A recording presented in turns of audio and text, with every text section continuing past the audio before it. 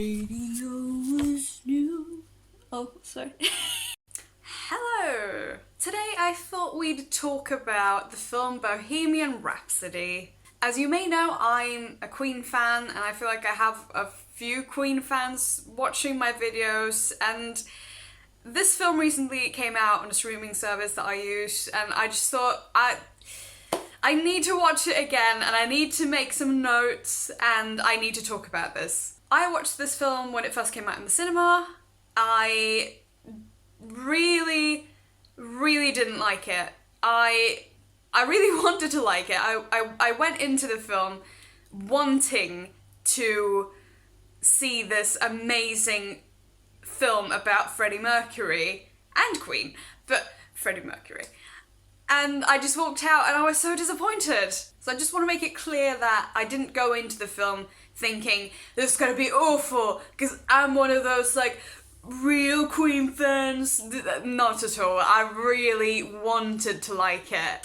So what I did was I sat down, I watched the film again, I made all the notes, and when I say all the notes, I mean all the notes, because there's this, and I sort of gave up on the positive stuff here, so there's also this. So, I think I said bullshit out loud so many times while I was watching this that I started feeling like Nancy Wheeler, you know, just bullshit. Just bullshit. Bullshit. No, it's not bullshit, Bullshit. okay? No, it's not bullshit.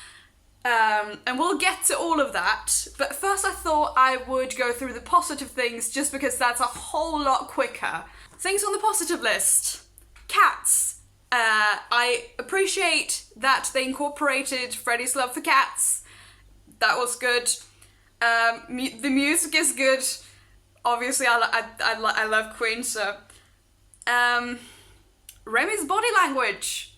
Yep. I thought he really got Freddie's sort of physical mannerisms. I have some other critique, but that I think he did a good job on that. I like that they incorporated some songs that are less well known, especially in the beginning. We have Doing Alright, Keep Yourself Alive, and Seven Seas of Rye. Someone who doesn't know a whole lot about Queen will probably not have heard those. So I'm quite happy that they incorporated that. Then we have John Deacon. The actor playing John, he's great. I'd still, upon watching it again, he's still the best thing about the film. We love John here, so that's a thing. I think the casting was good in terms of the actors really look like the people they're supposed to look like. And the guy playing Bob Geldof really looks like Bob Geldof. It's almost creepy. Yeah. Oh, and also I forgot to write that down. The Live Aid bit I liked. I remember when I went to see this in the cinema, the part I enjoyed the most was the Live Aid bit. But also, that's because there's no talking. It's just good music. So. Is this the real life? So I've written down everything's going too fast. Which, everything's going too fast. I feel like there's so much going on, especially the first half hour. The first half hour, Jesus Christ! So much going on. I've written, what an amazing coincidence that the singer of Smile quit and Freddie just happened to be there, and oh, there's Mary. It literally feels that way, especially when you know the origin story of Queen.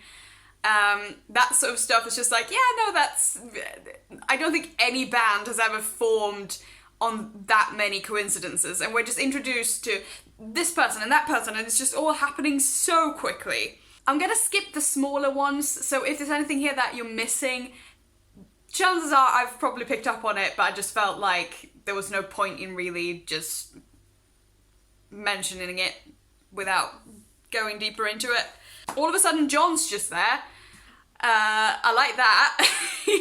He's just, where did he come from? No one knows. One day he was just there in the rehearsing place and they just started playing together. No one knows. Of course, we also have to cram in the mic stand thing that became sort of a staple for Queen / Freddie Mercury.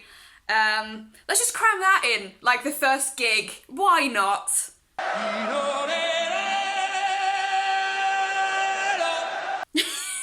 This is my favourite.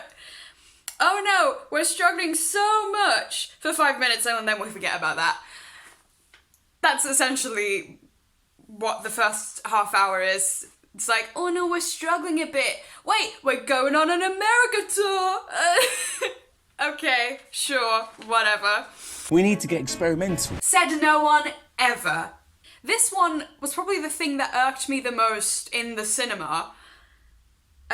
During their America tour, they're playing Fat Bottom Girls, which might seem like a minor thing, and most people probably wouldn't pick up on it. Fat Bottom Girls was written 4 years later,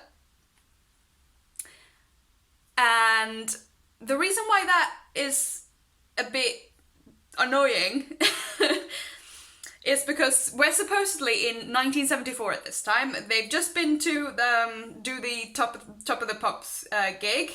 There's no time jump after that, so supposedly we're still in roughly that time.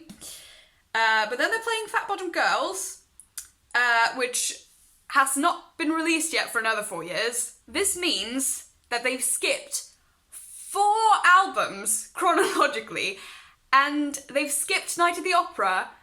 So supposedly, Bohemian Rhapsody is already written at that point, which we know because we've seen this film. It's not been written yet. It's just very strange, and I would have maybe accepted it if it had just been the background music for the sort of tour montage. But it's not just in the background. We see them sing it on the tour, which I don't like that. So at this point, to sort of prove my point that things are going very fast, I did a little recap after the first 30 minutes just to sort of go through everything that's happened. Do it again. One more. Yeah, sure. Freddie met Mary. They've struggled. They've been signed. They've written 3 albums. And they've gone on a US tour. That's what, 30 minutes, all that. The next point is something that Roger says when they're arguing about I'm in love with my car.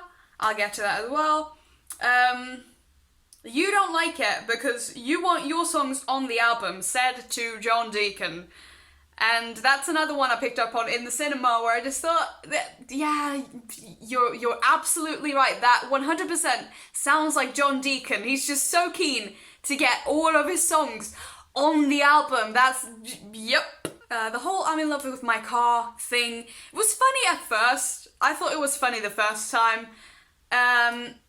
It stopped being funny the second time, and it was just so tired the third time. It's not even, like, it's a good song. It's not, they make it sound like, oh, this is just a silly song. It's a good song. And they've written, the thing about Queen is a lot of the time they don't take themselves very seriously. So I have a hard time seeing this conversation actually taking place. I could be wrong, could have taken place. I have a hard time seeing it seriously taking place. They make a point out of Freddie's sexuality, which I think just seems a bit old. Do you know what I mean? Like, he's like, I think I'm bisexual, and Mary's like, you're gay. And that's exactly how that scene went. Is that what's important about this story, whether he was gay or not? We're now about to enter the part of the film that I have the most problems with overall. So this is the Freddie is a massive problem part of the film.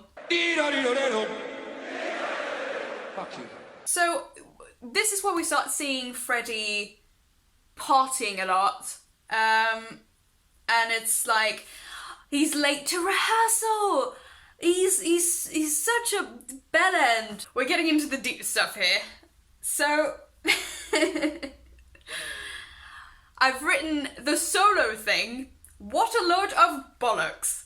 So the whole thing in this part is that Freddie Mercury wants to do a solo album and the band is fucking betrayed. He's betrayed the band. He's accepted a deal behind their back. How could he do that? Which is just, it's just not what happened at all. So, Freddie wasn't even the first person to do a solo album. Let's start there. There's no bad blood there. And I don't like that because it paints the picture of Freddie Mercury as being the bad guy, Mr. Bad Guy, because he betrayed the band. He's spiraling out of control. And, like, don't get me wrong, he partied quite hard, as far as I understand it. And you can have your opinions on that, and it would have been interesting if the film had sort of gone deeper into that, but that's also a problem. But the point is, I feel like it makes Freddie look bad unjustly. Do you know what I mean? It's one thing to be a bit damaged, partying a lot and just the consequences of that stuff versus stabbing people in the back, in a way, when that's not what happened. I don't like that. It's all for drama. And the person who pays for that drama is Freddie Mercury. Fuck you. Another thing that was added for drama was when Freddie fires Reed, which, again, it's just for drama. That did not happen in real life. Poor Prenter and the whole, why didn't you tell me about Live Aid? Didn't happen. They never show Freddie spiraling out of control. They just talk about it. They're like, Freddie, you need to shape up and get your life together. But they never really show any bad consequences of his partying. There's a lot of tell, don't show in this film, I feel like. Especially when it comes to that stuff. Because it's just like, oh my god, Freddie, you need to stop with this partying and the drugs and stuff. But it's not really a problem. Like, if, as a viewer, you don't feel like, oh wow, Freddie really needs to take charge of his life now, because something bad is gonna happen. No! Nothing bad ever happens, and nothing bad really seems to be about to happen until later, we'll get to that. I also don't like the whole, oh my god, Freddie Mercury's so unhappy with that Queen. It's so Queen-centric. It's like, Freddie is not his own person. Freddie is just defined by his relationship to Queen. He's defined by his relationship to Mary. He's defined by his relationship to his parents. He doesn't feel like a person in his own right. He just feels like he's constantly just defined by the people he's surrounded by. Do you get what I mean? He just feels hollow to me. Which is a massive, massive problem I have with this film. He's supposedly the main character of the film, and he just feels like some sort of background character to develop everyone else's stories. Did anyone else have that feeling? So what happens eventually is, like, the worst thing that comes out of the partying and all that is that he starts surrounding himself by people who might not necessarily want what's best for him. But to me, and this might just be me, I felt like that bit sort of when Mary comes out and is like, oh, these people don't care about you, I care about you. And it's like, because the people that he's surrounding himself with in the film at this time are mainly queer,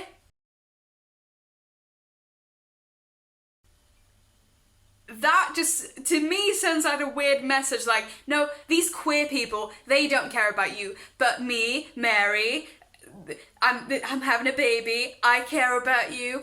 And what about John and Roger and Brian? I know that the film isn't explicitly saying that, but I feel like it's implying, in a weird sense, that Freddie can never be happy in the gay community, which maybe it's just me, I don't know. So now we're getting into the Live Aid part of the film a bit. And what I want to say about that is there was no, like, because the solo album thing wasn't a thing in real life, there was also no sort of, we're on bad terms, we're not talking to each other, we're on a break type thing. In real life, there was no reunion before Live Aid. They had no beef before Live Aid. It's not as the film portrays it. They hadn't played for ages when they did the Live Aid gig. Also not true. John didn't have anything to do with this film, and that shows, because I think it would have been quite a different film if he had. That's just me speculating, but that's what I think would happen. Then we have the Freddie being diagnosed with AIDS. Also, it did happen, but it didn't happen then. He didn't know during Live Aid that he had AIDS. And then the rest of the film is just the Live Aid performance, and I don't really have any complaints there, really. Overall, to sort of just bring everything together and sum this up, I don't buy this film one bit. I didn't the first time I watched it, I didn't the second time I watched it. I just don't buy it. It feels hollow. I don't really feel for any other characters. Maybe John a bit, but that's because I'm biased. But I don't feel like any of the characters feel real. And the characters that feel the most real, for some reason, I think Mary probably feels the most real out of all of them, and she's supposed to be like a side character to this. Oh, I forgot. I also would like to complain that they didn't spend more time developing Jim and Freddie's relationship. That's just sort of squeezed in at the end. That's not important. Mary is important. Do you see that this is a bit weird? The focus of Freddie's love life is like 90% Mary, 9% Paul, and then 1% Jim. Does that feel like unfair a bit? You've got a set of balls. Well, fetch me a drink and find out. Yeah, the whole thing just feels fake to me. I don't buy it. And there's this weird focus of like, this is a story about Queen, but also it's a story of Freddie Mercury, but it's a story about Queen. That I feel like you can't have both of those. It doesn't work. But then I'm probably the one who's wrong, because this film did so well, both in the cinemas and the sales afterwards, and I still don't get it. I don't get how many Queen fans are like, oh, this is a great film. I don't even think it's a great film. Replace this film with any other band. Let's make up a band. Make the exact same story. It's not a good film. It's not a well-written film. There's way too much talking and not enough showing. The characters are hollow. I don't even think it's a good film in and of itself. Like, and then on top of that, we have the historical inaccuracies. So many of them. There's almost nothing left that's actually true. That's how bad it is. So for someone who doesn't know much about Queen, who's just heard a couple of songs, they might like this film based on the fact that the music is good, and they won't be bothered by the historical inaccuracies. But This is a film that punishes the more knowledgeable Queen fans because they throw in so much bullshit. I don't know what else to say. Do you know how they say in one point of the film that we're a band for the weirdos in the back. We don't play for the big crowds, we play for the weirdos in the back. This film was very much not a film for the weirdos in the back. And that, I think, is where this film went wrong. There's a documentary called The Great Pretender. It's very good. Again, it doesn't go into everything, and no one documentary / film can go into everything. Like, I'm not stupid, I get that. But watch that instead, because I can guarantee you that you will learn so much more from that than from this film. I guarantee it. Go watch it. My wish isn't to ruin this film for you. If you liked this film, that's fine. I don't understand it, but I don't have to. That's the great thing about opinions. Disclaimer, you're allowed to have an opinion that's not the same as mine. And if I left anything out that you feel like I should have talked about, or if there's anything that I've said that's not accurate, just call me up on it. Comments. They're great. That's all for now. Thank you for watching. If you'd like, you could subscribe. And I'll see you all soon. Bye. Fuck you.